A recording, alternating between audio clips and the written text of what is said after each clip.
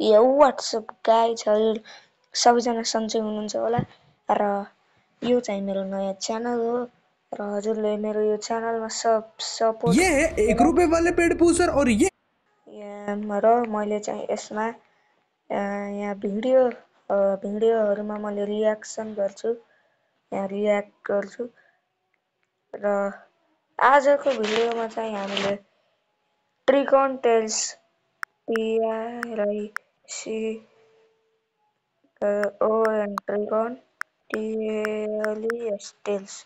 ट्रिकन tells को horror भिडियोलाई reaction गर्नेवाला छौं र हजुरले चाहिँ ट्रिकन टेल्स को नेपालीमा डरलाग्दो कथा र हजुरले चाहिँ ट्रिकन टेल्स को च्यानललाई सब्स्क्राइब गर्नु होला र आउनुहोस् हेरौं साथै सब्स्क्राइब गरिदिनु होला ट्रिकन टेल्सलाई र मैले त गरेकै छु हजुरले पनि गर्नु होला र मेरो च्यानललाई पनि सब्स्क्राइब गर्नु होला यो वाला video Get diverse supply sources, enjoy fast shipping and low MOQ. Come and download it. लडेको अवस्थाबाट त्यो केटा उठ्नै लागेको के थियो त्यो बस चालकले त पछाडी हेरिवरी सिधै गाडी ब्याक गरेर कच्याक्कै त्यो केटा हैन अरु हेरौं अरु यो त नहेरौं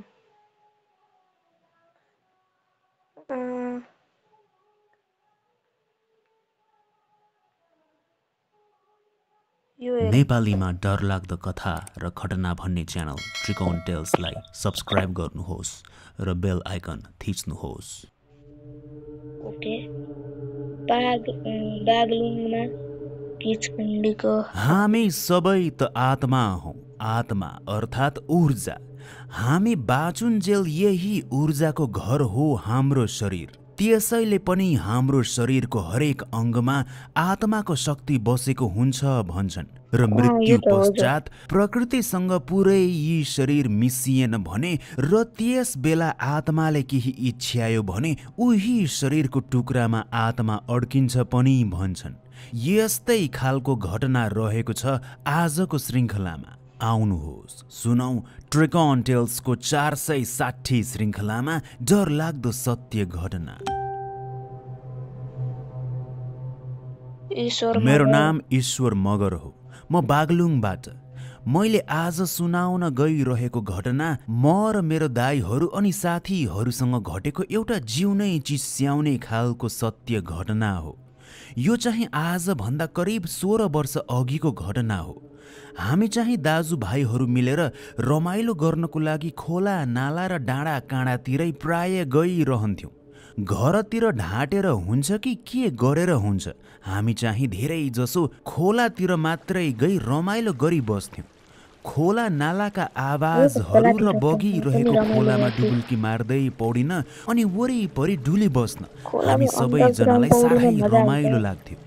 एक दिन पनि उस्तै गरी हामी प्राय डुली हिँड्ने झैँ डुली वरी दिउँसपुरी काठे भनिने खोलामा गई डुबुल्की मार्दै त पानीसँग खेल्दै पौडिँदै यसरी रमाइलो गरेर साँझतिर फर्कियौँ।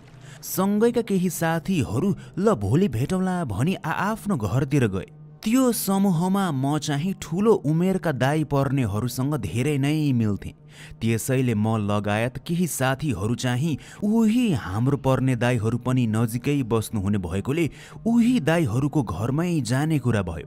प्राय जसो हामी सुमन भन्ने दाइको घरमा राति बस्ने गर्थ्यौँ। त्यस दिन पनि उही सुमन दाइ कहाँ नै हामी गयौँ। सबैजना दाजु साथीभाइहरूसँगै भएकोले रमाइलो गफगाफ गर्दै हामी राति सुत्ने तर्खर गऱ्यौँ।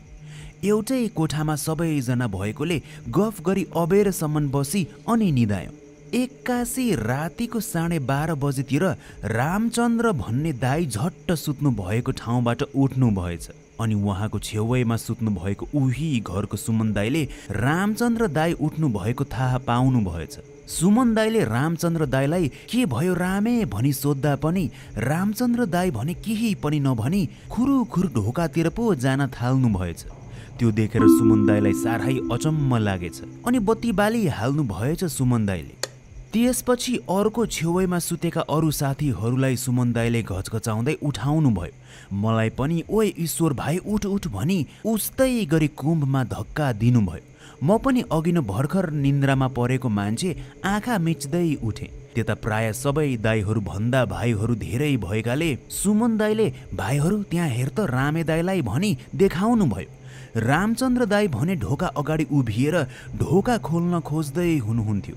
उहाँको टाउको पुरै सिधा अनि आँखा बन्द गरिरहनु भएको अर्थात् निन्द्रामै हो कि झैँ उहाँ देखिनु हुँदै थियो। यतिका राति निन्द्रामै हिँड्दै हो कि रामचन्द्र दाई भनेर मैले रामदाई भनी बोलाएँ पनि। अरू साथीहरूले पनि बोलाए, एकजनाले होइन सबैजनाले बोलाए। तर रामचन्द्र दाई भने अझै पनि ढोकाको चुकुल खोल्नतिर हात लगिरहनु भएको थियो मात्रै। आँखा पनि अझै उस्तै बन्दका बन्दै। हामीले हेर्दा हेर्दै रामचन्द्र दाईले ढोकाको चुकुल पनि घत्रक्क गरी खोलिहाल्नुभयो अनि सरासर बाहिरतिर अन्धकारमै लाग्न थाल्नुभयो। अझै उस्तै आँखा भने चिम्म गरी बन्द गरिरहेका। हामी भने भित्रबाट रामचन्द्र दाई कता जानु भएको भनी बोलाइ नै रहेका थियौँ। त्यत्तिका बोलाउन्जेल त निन्द्रामै कोही हिँडिरहेको भए तापनि उठ्नु पर्ने त हो। के भयो रामचन्द्र दाईलाई भनेर म सोच्दै थिएँ। सुमन दाईले अनि सबैजनालाई जाउँ कतासम्म यो रामे जाँदो रहेछ हेरौँ न, बिउजिन्छ कि निन्द्राबाट हिँड्दा हिँड्दै भनेर हाँस्दै ठट्यौली पारामा भन्नुभयो। हामी पनि रमाइलो गर्न भेला हुने साथीभाइहरू त थियौँ सबैजना। त्यसैले पनि ल जाउँ भनी सबैजना रामचन्द्र दाईको पछि लाग्न थाल्यौँ। सुमन दाईले एउटा ठुलो टर्च बोकी बाहिर निस्किनु भएको थियो। जोसँग जे लाइट थियो हामी पनि सोही बोकी गयौँ। मसँग पनि एउटा धमिलो लाइट थियो, त्यही बोके। सुमन दाईको कोठा सबैभन्दा मुनि भएकोले उहाँको कोठा बाहिर सिधै खुल्ला आँगन आउँथ्यो अनि सिधै बाटो पुगिन्थ्यो। मध्यरात भइसकेको समय बाहिर त निष्पट अन्धकार थियो। हाम्रो सबैभन्दा अगाडि सुमन दाई हिँड्दै हुनुहुन्थ्यो। उहाँको चकिलो टर्च लाइटले घरि रामचन्द्र दाईको ढाडतिर देखाउनुहुन्थ्यो त घरि वरिपरि अन्धकारतिर देखाउनुहुन्थ्यो। रामचन्द्र दाई भने बिना कुनै प्रकाशको स्रोत, त्यो पनि आँखा टम्म पारी बन्द गरी नै रहेको। यसरी हिँड्दै हुनुहुन्थ्यो कि मानव उहाँलाई बाटो सबै थाहा छ, आँखा बन्द पारेर पनि हिँड्न सक्नुहुन्छ झैँ। त्यो देखेर त मलाई कस्तो डर लाग्न थालेको जस्तो हुँदै थियो। हामी सबैजना बिस्तारै रामचन्द्र दाईको पछि जाँदा त्यो दाई त काठे खोला जाने बाटोतिर पो हिँड्न थाल्नुभयो। उही खोला जुन खोलामा हामी दिउँसो पुगेका थियौँ, जुन खोलामा हामी पुगी दिउँसो पौडिँदै निकै रमाएका थियौँ। तल खोलाको बाटोतिर त्यसरी बिना बत्ती हिँडेको देख्दा हामी सबैमा डरको माहौल झनै बढ्दै गयो। हामी चाहिँ सबैजना डराउँदै भए पनि रामचन्द्र दाईको पछि टर्च बाल्दै लागि नै रहेका थियौँ। आँखा टम्म बन्द गरी हिँडिरहेका रामचन्द्र दाई हामी भन्दा छिटो हिँडिरहेका जस्तो लाग्दै थियो। त्यसैले हामी पनि घरिघरि लम्किँदै त घरि हिँड्दै त्यसरी उहाँको पछि लाग्न बाध्य भइ नै रहेका थियौँ। जति पाइला लिई हामी अघि बढ्दै हुन्थ्यौँ उति डर त झनै धेरै बढी नै जान थाल्थ्यो। हामीहरू पहिले पनि राति टर्च लाइट बालेर जङ्गलतिर शिकार गर्न गएका थियौँ। तर यो पालिको रातको हिँडाइ भने साह्रै नै बेग्लै थियो।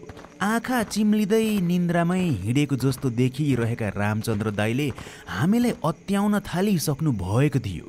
उठ्ने नाम पनि लिएकै होइन, खालि अन्धकारमा खोलाको बाटोतिर लागेको हिँड्दै त्यस रामे दाजु त खोलाको बगर भई ठुला ढुङ्गा भएको ठाउँतिर पो रोकिए। सुदेव दाई अगाडि अनि उहाँको पछाडि सबैजना भएका हामी केटाहरू पनि अलि पछाडि नै रोकी रामचन्द्र दाईतिर हेर्न थाल्यौँ। रामचन्द्र दाई उभिनु भएको ठाउँ अनि हामी सबैजना अडिएको ठाउँ अलि परै थियो। हामीहरू बीच अलि राम्रै अन्तर थियो। रामचन्द्र दाई उही अगाडिको ठुलो ढुङ्गा अगाडि उभि नै रहे। सुदेव दाईको टर्च लाइट पनि उही रामचन्द्र दाईतिरै फर्किरहेको थियो। एक्कासी त्यो रामे दाई उभिरहनु भएको भन्दा छेउैको ढुङ्गोतिरबाट त सट्टै कुनै सेतै कपडा लगाएकी महिला पो निस्किएकी जस्तो देखियो। कतिखेर त्यो केटी आई, कताबाट आई, हामीले केही पत्तो नै पाएनौँ। यति मात्रै भन्न सकिरहेका थियौँ कि त्यो ढुङ्गोबाट बाहिर आई रामचन्द्र दाईतिर पो त्यसले हेर्न थाली। यस्तो डर लाग्दो दृश्य देख्न साथ पछाडि बसेर हेर्दै गरेका हामी सबै केटाहरू दाइ भाइ सबैजना डरले बेसरी कराउन पो थालेछौँ। हामी त बेसरी नै चिच्यायौँ। हामी जति खेर चिच्यायौँ उति नै खेर त्यो उभिरहनु भएको रामचन्द्र दाइ त उही छेउको ढुङ्गो जताबाट त्यो सेतै केटी निस्किएकी देखेका थियौँ त्यही ढुङ्गो जुन अलि ढल्किएको थियो त्यही माथि नै ढलिहाल्नु भयो। रामे दाइ त्यसरी ढल्नु भएको देख्दा लाग्दै थियो कि उहाँ बेहोस हुनुभयो भनेर। तर रामचन्द्र दाइ ढल्नु भएको कुराले भन्दा पनि उहाँ उभिरहनु भएको छेउको ढुङ्गोबाट कुनै सेतै केटी बाहिर निस्किएकी कुराले हाम्रो सातो लिएको थियो। त्यसैले हामी त सबैजना भाग्न थालिसकेका थियौँ। सुमन दाइको हातमा मुख्य चकिलो टर्च लाइट, त्यसैले सुमन दाइ जता जता जानु हुँदै थियो हामी सबैजना पनि उतै उतै पछि पछि लाग्दै थियौँ। हामी सबैजना माथि उकालो उकालोतिर लाग्दै नै थियौँ। टर्च लाइट बोकेका जतिले पनि आफै टर्च देखाउँदै दौडिँदै थिए। म भने सुमन दाइकै पछि पछि मेरो आफ्नो मधुरो टर्च बोकी कुद्दै नै थिएँ। एक्कासी पछाडि दौडिरहेको एकजना साथी बेसरी पछारिएर लडेछ। सबैको मनमा साह्रै धेरै डरको भाव कुदिरहेको कारण त्यो लड्ने साथी त झनै धेरै आत्तिन थाल्यो। आफूलाई छोडी जान्छन् भन्ने डरले त्यो लडेको साथी त ए म लडे यार गर्दै कराउँदै थियो। रातिको समय त्यसरी दौडिरहेका हामी साथी पछाडि लडेपछि हामी 10-15 पाइला उसले पर छोडी दौडिसकेका रहेछौँ। त्यसैले फर्किएर फेरि हामी उता पुगी उसलाई उठाई दौडिन थाल्यौँ। त्यसरी हामी पछाडि फर्किएर साथीलाई उठाउन ऊ लडेको ठाउँमा पुग्दा मैले पछाडि खोलातिरबाट कोही सेतै मान्छेको आकारमा हामीतिरै आउँदै गरेको जस्तो देखेको झैँ मलाई लाग्न थाल्यो। मलाई मात्रै त्यस्तो लागेको होइन कि अरू साथीहरूले पनि त्यस्तै देखेका रहेछन्। लौ आयो आयो भन्दै अरू साथीले भन्दै थिए, कराउँदै डराउँदै थिए। त्यो सबै भएसँगै बेसरी हावाहुरी लाग्न थालेको जसरी हावा बग्न थाल्यो पनि। अनि त कहीँ कतै नहेरी त्यो लडेको साथीलाई उठाई फेरि दौडिन थालिहाल्यो। सबैजनाले बुझिसकेका थियौँ कि ठुलै अलौकिक भुमरीमा हामी परेका छौँ भने, हामीलाई तर्साइँदै छ भनेर। डरले अब कसैको पनि मन मस्तिष्क सही ठाउँमै थिएन।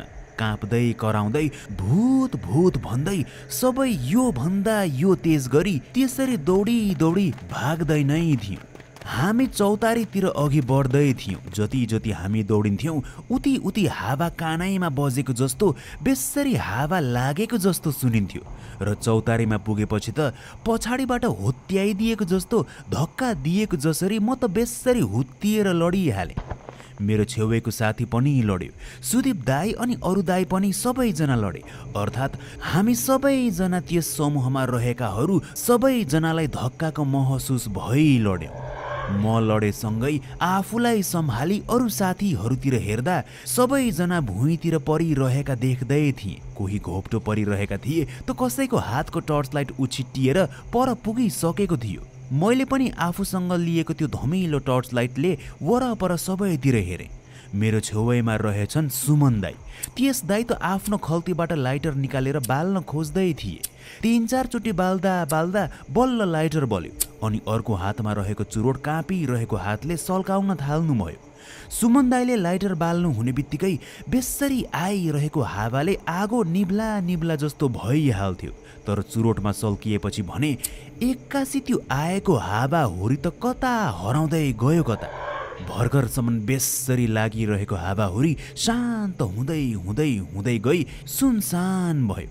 सबैजना यतिन्जेल डरले सँगै आइडल्लो परिसकेका थिए। सबैजना चुपचाप भई बसेका थियौँ। कसैले पनि बोल्ने आँट नै गरेका थिएनन्।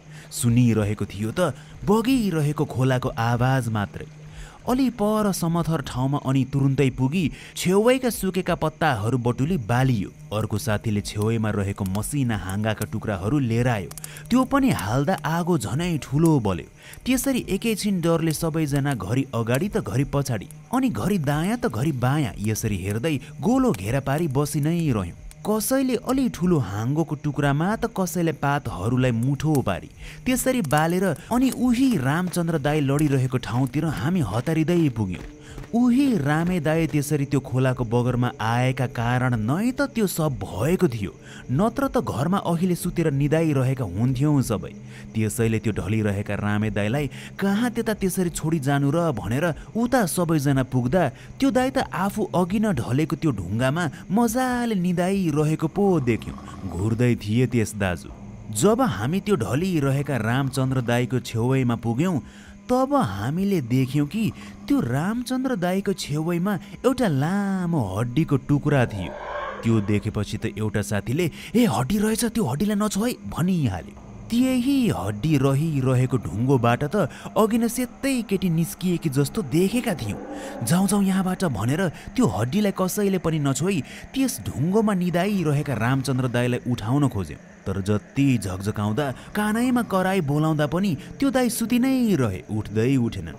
सबैजनाले अनि मिली बोकेर त्यो दाईलाई तुरुन्तै घरतिर लग्न थालिहाल्यौँ। हामी त्यो बगरभन्दा अलि पर पुगेपछि बल्ल त्यो दाई एकाएक बिउजिए र बिउजिएसँगै ऐया आत्था गर्दै घरि आफ्नो टाउको त घरि आफ्नो कम्मर त घरि घुँडो, यसरी कहिले कता दुखेको त कहिले कता, यस्तो गरी बिस्तारै हिँड्न थाल्नुभयो। हामीले त त्यस रामचन्द्र दाईलाई अब कहाँ सुदीप दाईको घरमा लग्नु र रामचन्द्र दाईकै घर लग्नुपर्छ भनेर उतै लग्यौँ। रामचन्द्र दाईको घरमा हामी पुग्यौँ अनि त्यसरी त्यत्तिका राति हामी आएको देखि रामे दाईको परिवार पनि आत्तिनु भयो। रामचन्द्र दाईको बुबाले पनि के भयो भनी सोध्नुभयो। यस्तो यस्तो भयो, निन्द्रामा हिँडेर खोलातिर पुग्नु भयो राम दाई, अनि त त्यहाँको एउटा बडे मानको ढुङ्गोबाट सेतै केटी निस्की, यस्तो यस्तो भयो भनी हामीले सबै कुरा सुनायौँ। त्यस्तो सुन्नु भएपछि त बर्बादै भएछ त, किन हिँड्न दिएका तिमीहरूले यसलाई निन्द्रामा समाउनु पर्छ त भनेर जान्नेलाई लिन तुरुन्तै घरबाट बाहिर निस्किनु भयो राम दाईको बुबा र केही समयमै जान्नेलाई लिई आउनु भयो पनि। त्यतिन्जेल पनि रामचन्द्र दाई टाउको दुख्यो यो दुख्यो भनी बसी नै रहनु भएको थियो। जान्नेले पनि उहाँलाई हेरी पूजापाठ गरी भन्नुभयो कि किचकण्डीको मोहनीमा रामचन्द्र दाई पर्नु भएको रहेछ भनी। साँच्चै त्यो ढुङ्गोबाट सट्टै कुनै सेतै केटी निस्किएकी जुन हामीले देखेका थियौँ त्यो त किचकण्डी पो रहेछ। त्यसले पो रामचन्द्र दाई निदाइरहनु भएको बेलादेखि त्यसरी मोहनीमा पारी तानी तानी त्यता लिएर आएकी रहेछ।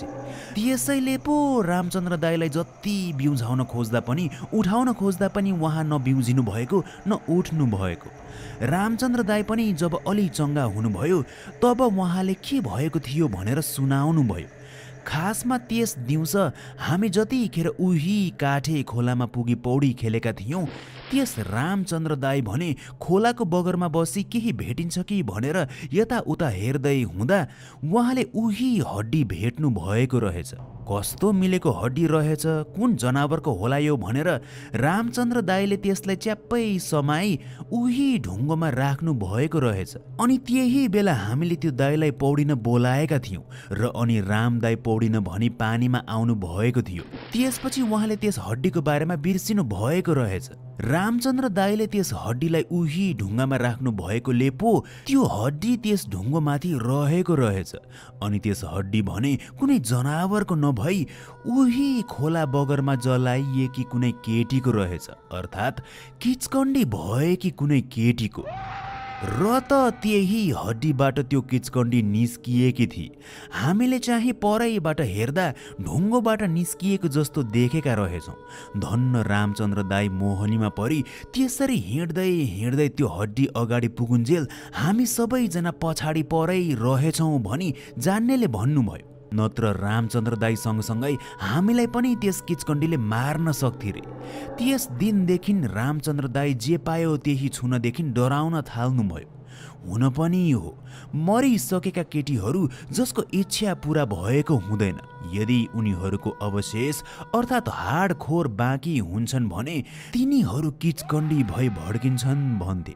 त्यही हड्डीलाई समाउनु भएको रहेछ रामचन्द्र दाईले र त उहाँलाई किचकण्डीले समाएकी।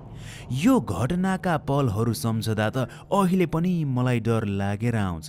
हामी सबै यस्तो घटना घटेपछि पनि उम्किएर निस्किनु र बाँच्नु भनेकै ठुलो हो जस्तो लाग्छ।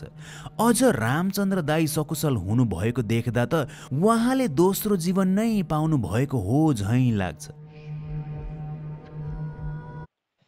व्हाट्सएप गाइस हजुरलाई यो भिडियो राम्रो लाग्यो होला त्यसैले लाइक र सब्स्क्राइब गर्न नबिर्सनु होला आजको लागि यति भिडियो बाइ बाइ